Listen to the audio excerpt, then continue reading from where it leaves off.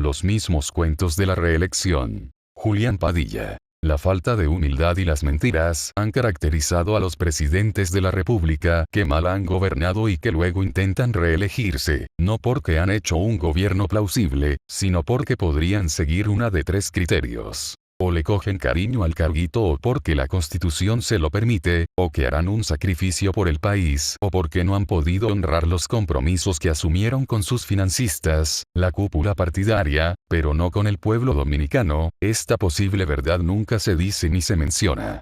Ya hemos definido a la reelección presidencial como la maldición de la ñoña, y es que desde que un noble ciudadano, con promesas aguerridas para resolver los grandes males nacionales, gana la presidencia y se tercia la ñoña, de manera automática se siente todopoderoso, no cumple con las promesas, gobierna mal, y como no, si solo busca los negocitos que el poder da, no tienen humildad para reconocer los errores y manipulan la información para mantener al pueblo engañado o con medias verdades y entonces luego quiere optar por un segundo mandato. En los últimos 50 años escucho siempre los mismos problemas y las mismas promesas de campaña. Parece que la empatía es cero de los políticos con las miserias, aún no resueltas de forma sostenible, de las grandes mayorías del pueblo dominicano. Pero si nos quedamos con los últimos 24 años, notaremos algunas características similares a las descritas precedentemente. En el primer gobierno de Leonel Fernández le fue tan bien y el pueblo dominicano lo percibió como tan plausible, que el ingeniero Hipólito Mejía le dio una pela con falda alza al PLD. Pero lo mismo y en extremo ocurrió con el mandato de Hipólito Mejía. Gobernó tan bien, que permitió que Leonel Fernández le ripostara con una pela de calzón quitado y luego se reeligiera. Aún así, Mejía intentó la reelección diciendo que le había cogido cariño al carguito, a pesar de que siempre se había opuesto a la reelección presidencial. Interesante fue el caso de Danilo Medina, que prometió hacer lo que nunca se había hecho y que al término de su primer mandato, a pesar de las visitas sorpresas, pues hizo más campana desde el primer día que gobernar, igual que Luis Abinader ahora, indicó que no había podido hacer más o cumplir con las promesas, pues tuvo que gobernar con la gente de Leonel Fernández y no con su propia gente. O sea que los malos fueron los funcionarios y compañetriotas del PLD y no el presidente de la República. La gente le creyó el cuentico, y el lema, corregir lo que está mal, seguir con lo que está bien y hacer lo que nunca se ha hecho, prendió en la mente superculta del pueblo dominicano y logró la reelección presidencial y de su Congreso Nacional. Los papeles y los colores cambiaron y el PRM logra la presidencia de Luis Abinader y ahora también tiene su Congreso. Ese triunfo indiscutible del PRM fue una superpela de falda alza y calzón quitado. Luis Abinader gana la presidencia en una única vuelta. Creo que hasta él mismo vino a darse cuenta que era presidente meses después de terciarse la ñoña. Pero al fin y al cabo lo mismo.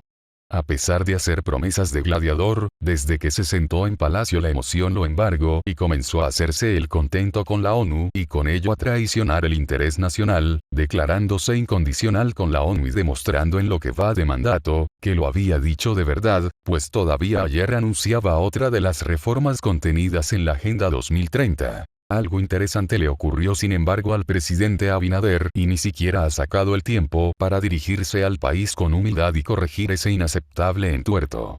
Y fue cuando el presidente del Senado Eduardo Estrella le juramentó el 16 de agosto del 2020. En ese solemne y constitucional momento, Luis Abinader no repitió las palabras exactas emitidas por Estrella, aunque el mandato constitucional lo indicaba y omitió el repetir luego de un silencio. Defender la independencia nacional. Es el único presidente de nuestra historia republicana reciente, que no ha jurado defender la independencia nacional. Muy triste esto y sobre todo, que un mes más tarde se declara incondicional con la ONU, cosa que es nada plausible. Abinader, que había pontificado toda su vida contra la reelección presidencial, quiso jugar el imitar a Balaguer, quien siempre decía que se sacrificaba, por su salud, dolorosamente por el pueblo y aceptaba una repostulación. Y luego imitar a Danilo, pues son los funcionarios, los que han fallado y no le han permitido hacer un buen gobierno. No lo dice claramente, esto lo engrandecería, el reconocer que cometió muchos errores y que lo disfrazaba mintiendo como el que más. y lo más difícil de perdonar, que traicionó los intereses de la nación, demostrando con hechos ser verdaderamente pro-ONU y de pensamiento empresarial, hundiendo hasta más no poder a la clase media dominicana. La maldición de la ñoña es una realidad en nuestro país. Y es filosóficamente algo que debe ser desterrado para siempre, pues más de la mitad de los eventos de corrupción quedarían eliminados, minimizados, si se sabe que usted termina su mandato y jamás volverá a ser presidente. Pero tampoco diputado, ni senador, ni alcalde, ni regidor y asimismo los órganos constitucionales, un solo periodo y adiós. Es que tiene que terminar el día de la falsa democracia en la República Dominicana.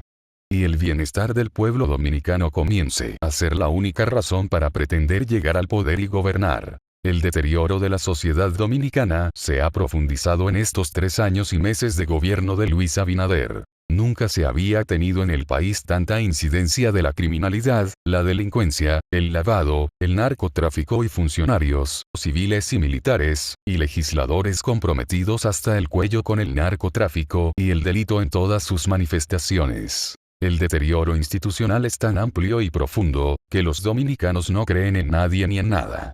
No solo se ha perdido la fe y el respeto, a quienes deberían ser autoridad por merecimiento, pero no lo merecen, los funcionarios a todos los niveles, civiles y militares, sino que las nuevas generaciones han sido prácticamente retadas, para seguir los peores ejemplos de nuestra política en el supuesto ejercicio democrático. Y prácticamente se disemina el irrespeto merecido en todos los estratos sociales y en todas las edades. Hemos propuesto un alto en el camino para una profunda reflexión. Hemos propuesto un alargamiento del periodo presidencial comenzando con el actual, para que a partir de unas hipotéticas elecciones 2 años después del 24, quede desterrada para siempre la reelección presidencial y a todos los niveles. Es más saludable esperar 2 años más que 4 ante una potencial reelección en el 2024 y sacar ese tumor de la reelección de raíz y para siempre. Hemos propuesto la revisión de la base jurídica de nuestro país, para validar y rectificar las leyes que perjudiquen a la familia dominicana. El gobierno debe existir para la familia dominicana y no a la inversa. La familia no existe para mantener a los corruptos y bandidos que han gobernado la República desde su fundación. Hemos propuesto el surgimiento de un nuevo Estado social, verdaderamente democrático y de derechos y un nuevo sistema electoral. Hemos propuesto que se promulgue la ley de referéndum y que éste no limite al pueblo que es el soberano, excepto en los aspectos de soberanía nacional. Pero que sea por un referéndum que se apruebe en las agendas legislativas cada 2 años. Y haya una ratificación o retiro a medio término de cualquier cargo electivo.